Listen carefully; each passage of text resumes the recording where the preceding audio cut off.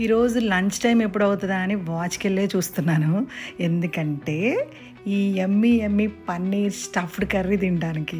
వేడి వేడి అన్నంలో నెయ్యేసుకొని, ఇలా గ్రేవీ కలుపుకొని, అలా ముక్క తుంచుకొని, ఒక్క ముద్ద నోట్లో పెట్టుకున్నామంటే, దేవుడా! స్వర్గం ఎక్కడో లేదు, ఇక్కడ నా ప్లేట్‌లోనే ఉంది అనిపించిందనమాట.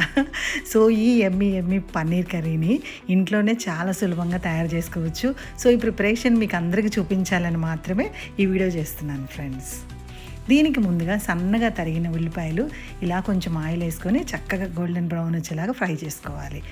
అండ్ నేను పన్నీర్ అయితే ఇంట్లోనే చేసుకున్నాను. క్యాప్సికమ్ని ఇలాగా షెల్స్ లాగా కట్ చేసుకున్నాను అనమాట. ఈ పైన వచ్చిన క్యాప్సికమ్ని చిన్న చిన్న ముక్కలుగా కట్ చేసుకొని ఉల్లి తరుగు వేగిన తర్వాత ఈ క్యాప్సికమ్ ముక్కలు కూడా వేయించి, తర్వాత టమాటాలు కూడా వేయించి, దాని తర్వాత కొద్దిగా జీలకర్ర మెంతుల పొడి, ఉప్పు, పసుపు, కారం కూడా వేసి వేయించుకున్నాను. కొంచెం అల్లం వెల్లుల్లి పేస్ట్ కూడా వేసుకోవచ్చు కావాలనుకున్న వాళ్ళు.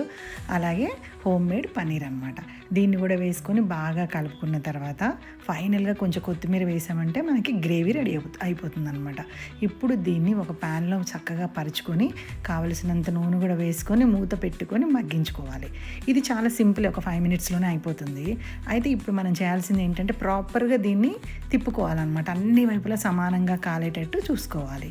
సో అలా ఒక 5 మినిట్స్ అయితే ఈ కర్రీ అయితే మనకి చాలా ఎమ్మీగా రెడీ అయిపోతుంది. ఇది మీరు కూడా ట్రై చేయండి ఫ్రెండ్స్. ట్రై చేసి టేస్ట్ ఎలా ఉందో తప్పకుండా నాతో షేర్ చేసుకోండి. Thanks for watching.